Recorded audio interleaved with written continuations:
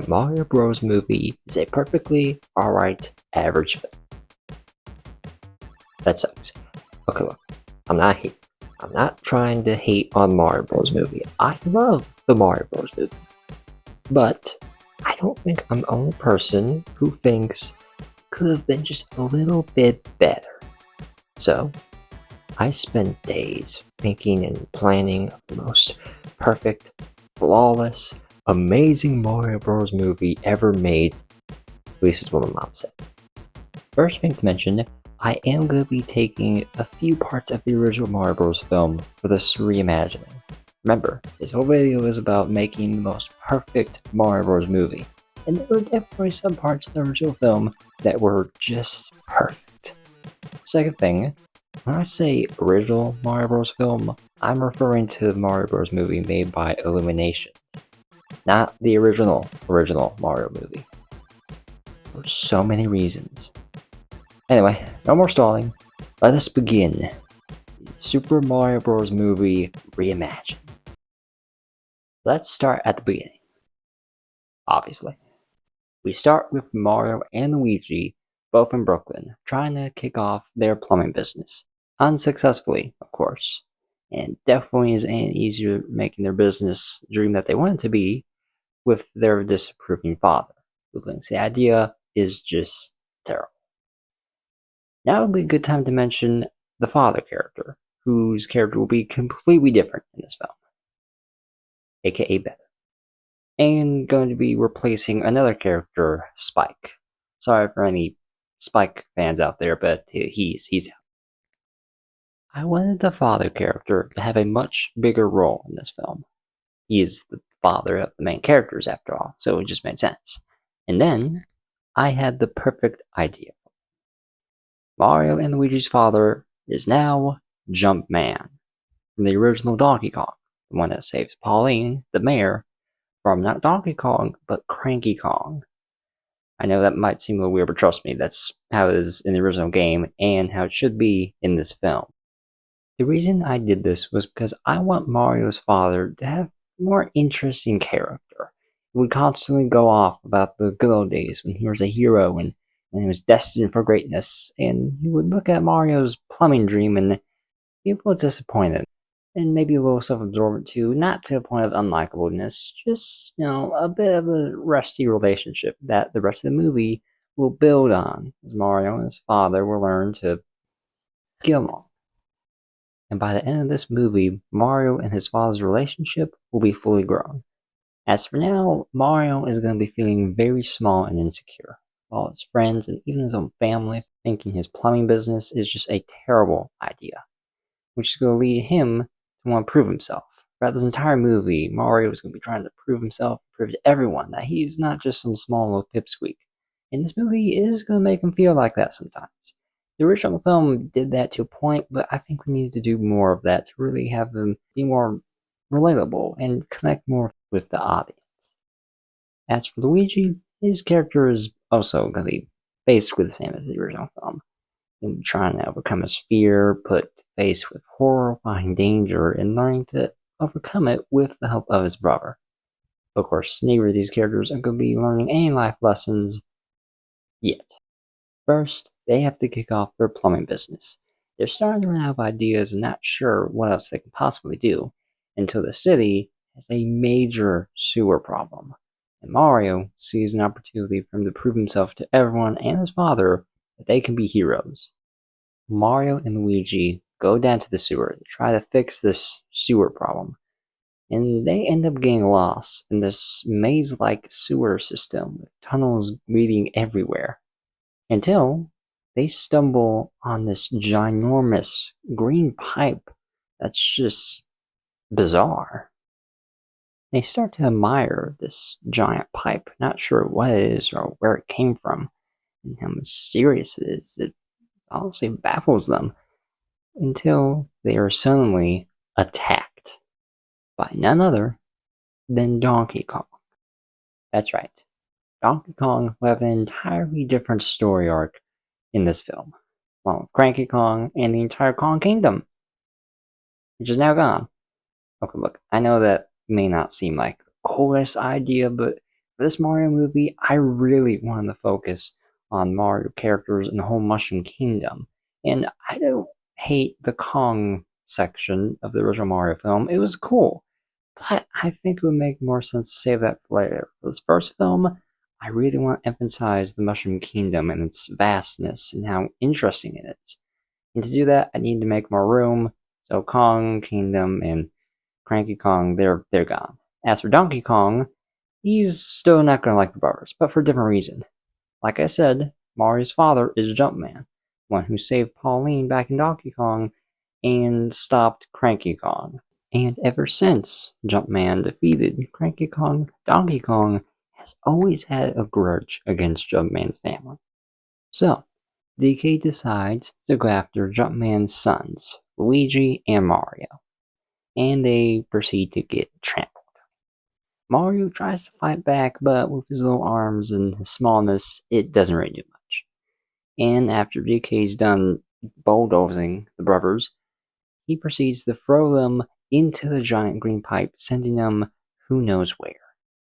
DK would then start talking to himself about just how amazingly awesome he is, until he would slip on a banana peel and fall in a different pipe. As for Mario and Luigi, they are sent through this magical, twisting pipe that is sending them to an entirely different world. Brothers try to meet up with each other, but they just can't reach. The best they can do is Luigi tossing some of his stuff. Some of it Mario catches, some of it just hits Mario in the face. And then, right when the brothers are just about to connect to each other, they're separated. The portal splits in two, Luigi sent to the Darklands, Mario sent to the Mushroom Kingdom. As for Luigi, this is going to be just like the original. Luigi gets captured by Bowser. As for Mario, he's going to the Mushroom Kingdom. Similar to the original film, but there are going to be some major differences here, just a little bit. After Mario is sent to the Mushroom Kingdom, he will of course bump into Toad, who will explain to Mario where he is, who Toad is, what Toad is, and most importantly, where's his brother. Now, I know this sounds identical to the original film, but trust me, it's not. This scene is going to be much slower. Not in a bad way, of course. Anyone who saw the original Mario film knows that that film was very fastly paced. For this reimagine, I think this film needs to be a little slower in some areas. Let people catch their breath, show more emotion with the characters, the world building. There's so much more you can do with these characters, and I want to really show that. So this scene, the whole explanation of the Mushroom Kingdom, it's going to be a little slower, not so fast paced and always moving. And it's going to end with them going to Princess Peach's campsite. What'd you think I was going to say? Yeah, okay, that's right. Peach's castle has already been taken over by Bowser. Now, I know that seems like a big change, but this is the exact same plot point that has been used in almost every single Mario game. So I think it'll be okay to use it for the first film. It's also the only plot point in every single Mario game, so it's definitely going to be okay. Anyway, so yeah, Mario was taken to Peach's campsite, where all her toads are hiding out from Bowser's forces, trying to come up with a plan to get the kingdom back. Mario, of course, similar to the original film, is having trouble getting in to Peach's main tent. It's heavily guarded, so Toad tries to lead Mario into Peach's tent. In doing so, it somehow leads to Mario hanging from the roof from this giant tent, trying not to fall on a bunch of toads. Mario, thinking this is a horrible idea and stupid, tries to get out of there until he gets a glimpse at someone. And this is where we get our first look at Princess Peach.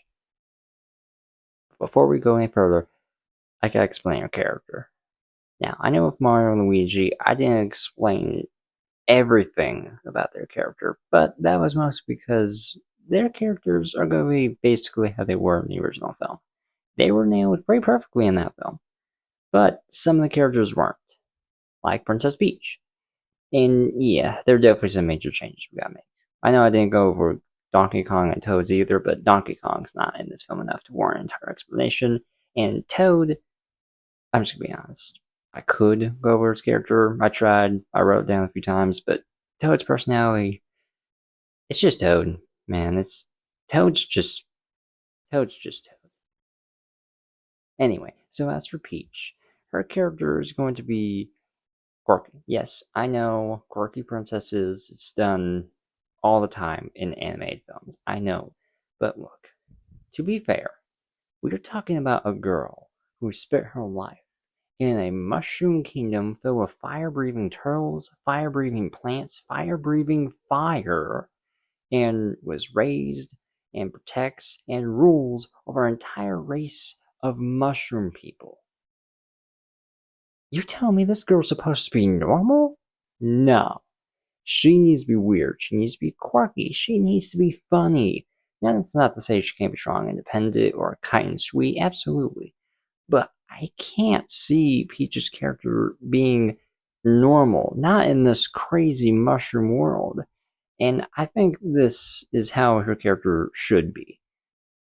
So, back to the story.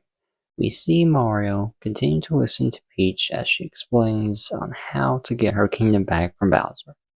But after a while, Mario accidentally slips from the ceiling, falls on a table in front of all the Toads and Peach. Then all the Toads jump on Mario and beat him up, until Peach calls them off, where we get our first interaction between Peach and Mario. Peach would start asking tons of questions. Where'd Mario come from? What's Mario's name? Why is Mario so small? But before she could get any answers, Mario would explain to her his situation, where his brother is and how he has to get his brother back. Peach, at first, would think that's a horrible idea, and the conversation would go back and forth, Mario trying to convince Peach that he needs help to find his brother. Peach would continue to say no to Mario until she would get an idea. See, Peach's main plan to take down Bowser is to use the power-ups, as she will explain to Mario what the power-ups are. Power-ups, although can be many things, are usually a mushroom or plant that gives the user incredible gifts and powers that can help him move through any obstacle or any foe. And Peach has tried gathering as much power-ups as she can to take down Bowser. But the main problem with her plan is that she needs help. The Toads, although are a kind race, they're not built for combat or movement. They're able to use the power-ups just terribly. The only Toad that's ever been able to use the power-ups well in any way was the Toad that helps Mario, who will be accompanying them on their journey. But with Peach taking a look at Mario, she realizes that Mario has the perfect body to use the power-ups. Although he is a little small, with the power-ups, it will be able to help him move through tons of different terrain and take down almost any foe. All he really needs is the training.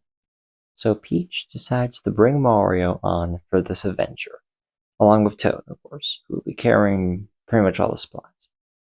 Now, this is basically going to be the rest of the film. Mario and the gang traveling through tons of different lands throughout the Mushroom Kingdom, learning tons of stuff. And not only is it going to be a travel montage, it's also going to be a training montage, where Mario is going to learn tons of tricks and throughout the whole lands, encounter tons of different enemies and obstacles, and just going to learn how to be Mario.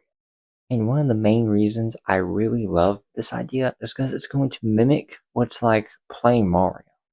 Mario's going to have to learn all these tricks and all these abilities, and it's going to, in a way, mimic people playing the Mario games, learning the power-ups and all the shortcuts and how to defeat all the enemies. And I really think that's just a really cool idea that I would just love to see in this film. So after a little while, eventually Mario gang will give a little break, a little pit stop. It's going to be the last pit stop until their final charge to Bowser's castle.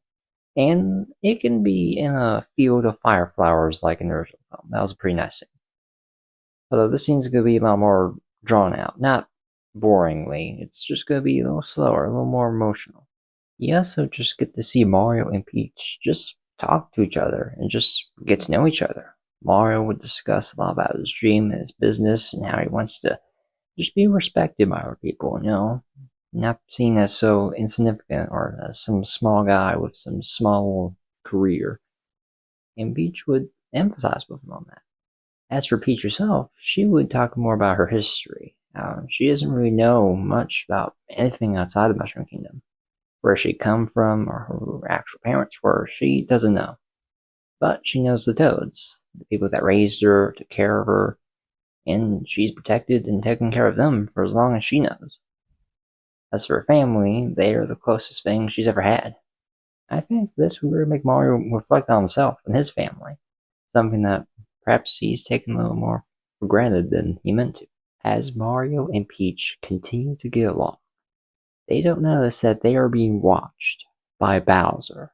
Whether it's for magic or Koopa intel, Bowser is watching them and is furious.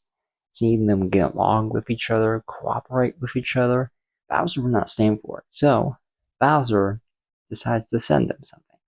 Not more Koopas or Goombas, no. Bowser sends them an entire army full of tanks and airships and tons of soldier Koopas for a giant army. Then we cut back to Mario and Peach. They're discussing what they're going to do after they take down Bowser, bring back Peach's kingdom, and save Luigi. They're just about to head into the Darklands. But what they don't know is that they're about to be ambushed. Bowser thinks Peach and the gang are just going to surrender immediately. But when Peach, Mario, and Toad are ambushed, they don't surrender. In fact, Peach is the first to charge out, using the power-ups they've collected to immediately attack the army. Toad does too, and Mario, although hesitant, he trusts Peach enough to follow her even in battle.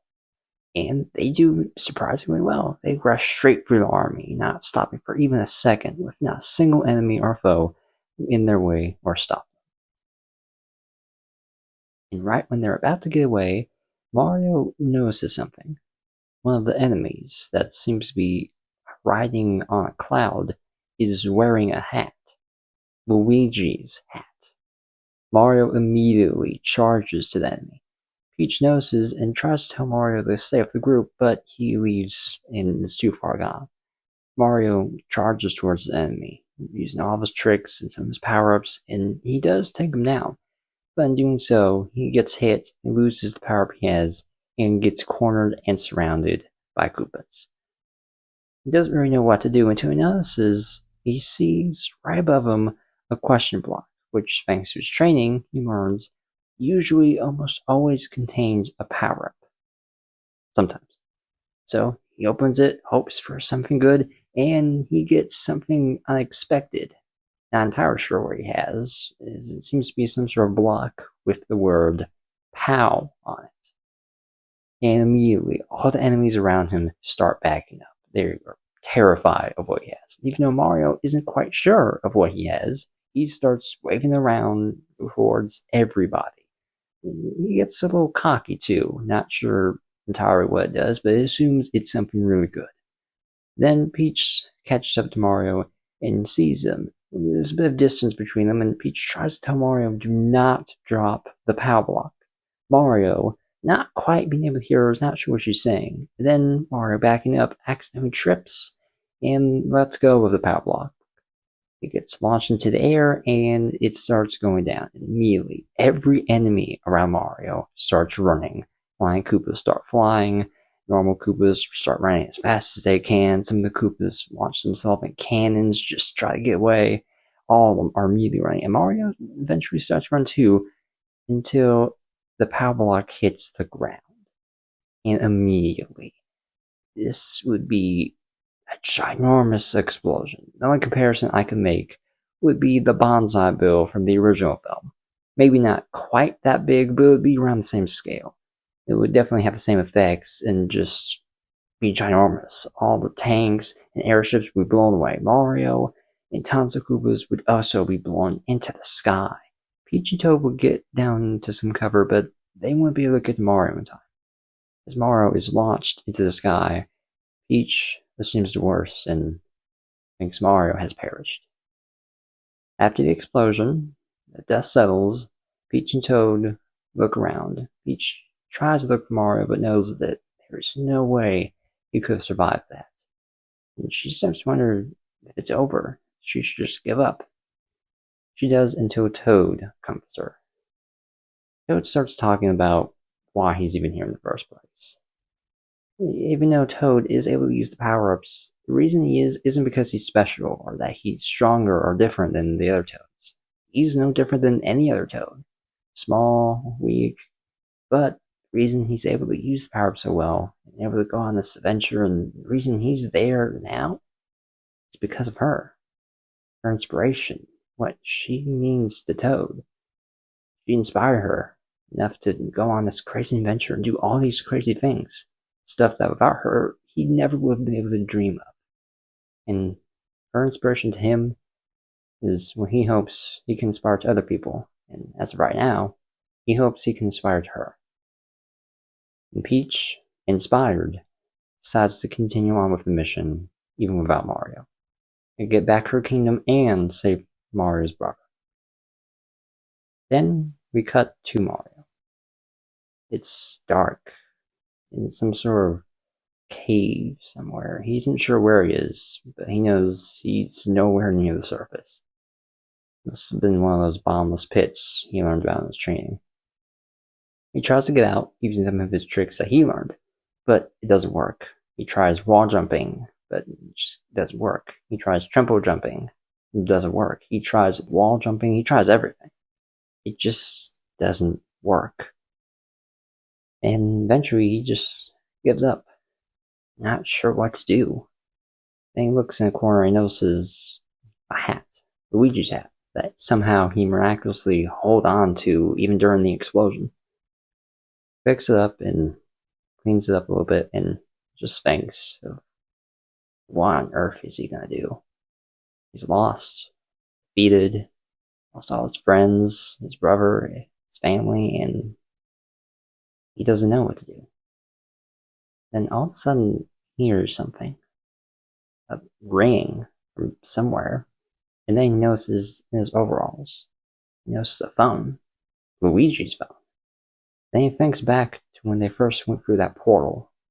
Luigi threw Mario some of the stuff. Some of it Mario caught. Most of it just hit Mario in the face, but his phone landed in his overalls.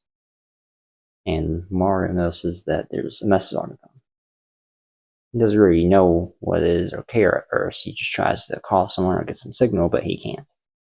Then he looks again at the message and he notices it's from his father.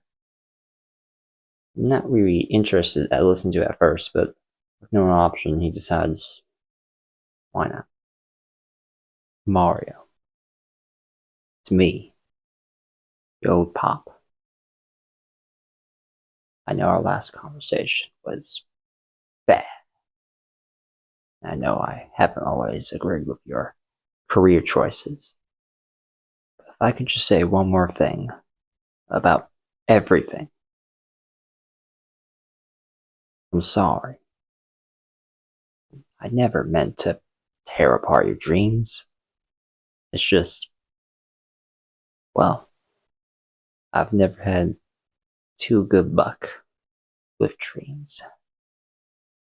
All that stuff about the glory days, that was mostly exaggerated. Until I had you. I remember the first time I saw you. First time I held you, Mario. I knew. I told everyone I knew this kid was gonna do something great. He's gonna jump to the stars, Mario. I knew. And I was afraid that your plumbing career wasn't good enough for you. That it was a mistake. But the only mistake was me thinking that your dream was the mistake. And I'm sorry. Wherever you and your brother are, you promise me you stay together. Never lose each other. No matter what, you promise me. You never let anyone tell you you're too weak, or you're too small, or you can't jump. Then we cut to Peach and Toad try to infiltrate Bowser's castle. Try to ambush Bowser and get the surprise on him. They start looking room to room, trying to find where Bowser is until they get to the prison cells, where they see tons of enemies of Bowser, maybe also tons of references and Easter eggs, where they almost pass by, but Then they notice a human who looks strangely like Mario. They go towards him, and Peach remembers Mario's brother, Luigi. They try to rescue him. They get him out of the cell, but the moment Luigi steps out of the cell, troops come out of nowhere. It's completely surrounding them. Bowser laughs diabolically. He looks at Peach, Luigi, and Toad and tells them he has waited so long for this day, a day he feared may never come, a day Mushroom Kingdom would fall, a day that Bowser's Kingdom would be reborn. He walks closely to them, holding, grasping something in his hand. Peach ready for battle. Toad, Luigi cower in fear. Bowser gets even closer. He takes out of his hand a poem. Then he reads it. What would this poem be? Peaches. More specifically, the Peaches song from the original Mario Bros. Now, I know you're thinking, how dare I change what might be the greatest song in Mario's cinema history? Or just Mario history. Let me explain. Look, I've spent a lot of time on this video reusing a lot of stuff from the original Mario Bros. Nothing big, of course, but for a video where I'm trying to reimagine the original Mario Bros. Film, I need to do some actual reimagining of the Mario Bros. Film. So some big things like Peaches needs to change. Don't worry, I'm not going to change any of the lyrics or go that far. I'm just going to reuse the song for a different purpose. Instead of being on a piano, it's now a poem. Of course, there still will be a piano. It's just not going to be played by Bowser. Bowser do the poem. There could be a Koopa in the background doing the piano or something like that. But it's now going to be on a poem singing by Bowser. And have I forgotten to mention, Bowser will be singing Peaches in front of Peach. I know this is a fictional movie that will never be released, but I think this will be everyone's favorite point in the film. Back to the story. About halfway through Bowser singing the song, Peach will throw one of Koopa's spears at the poem, sending it straight into lava. And then Peach would ask Bowser, "What is this all about?" Bowser would explain to Peach that everything, taking over her kingdom, capturing all of her toads, this whole entire invasion has all been an act to convince Peach to marry him. Peach would proceed to laugh hysterically for a good 20 seconds. After that, she would ask Bowser why, in the Mushroom Kingdom, why on their very diverse and weird planet, why in the entire universe would she ever marry him? Then Bowser would pull out a list of reasons for why they're soulmates, which he has. But as he's reading off his list, Peach, Toad, and Luigi will sneak off, making their escape. Bowser would notice and send all of his troops after them. They almost make it out, but they're cut off by more troops. Peach throws Luigi and Toad off to another platform on the side, and they try to get away through another exit, but the tower they're on is hit with the bombs and it starts collapsing. And it starts sinking into lava, and they're not sure what to do. Toad tells Peach that she should leave them while she still can. Luigi tells Peach not to leave them while she still can, and Peach refuses to leave them regardless. Bowser looks at them and gives Peach one last chance to marry him, rule the kingdom side by side, be unstoppable, with absolutely nothing in their path. And all of a sudden, you hear a thump in the background, like a wall breaking down, one after the other, until right behind Bowser and his troops, this giant wall is just smashed to pieces right in front of them. Dust settles, and Bowser and his troops see Mario with the superstar. Bowser orders all of his men to charge at Mario. Mario charges right back, zooming straight through all of his troops, sending them flying off the bridge, leaving Mario and Bowser to have the final battle on a bridge hovering over lava. For anyone who doesn't get this reference, you need to play a Mario game. Anyway, So yeah, this is the final battle. I'm not going to go over every detail, but this battle will be intense. And throughout the battle, Peach and Luigi and Toad will be trying to make their escape, with Peach throwing blocks at Bowser and power-ups at Mario to try to even the odds. As the battle nears its end, Mario's Power Star starts running out of power, and Bowser starts gaining the upper hand. Mario gets back at the end of the bridge, knocked down, and starting to lose all of his energy. Bowser starts mocking him. Did you really think you could stop Bowser, King of Koopas? And then Bowser starts mocking Mario's little body. His weak, pathetic little body. His small, tiny noodle arms. And worst of all, his little, stubby, powerless legs couldn't even get him off the ground. Then Mario would think to himself, would look back at all the memories he's had, look back at what his father told him, and then he would get up. He would tell Bowser that you could hit him, punch him, throw him across the room, fireball him over and over again. But no one messes with the coolest brother that has ever stepped foot in Brooklyn.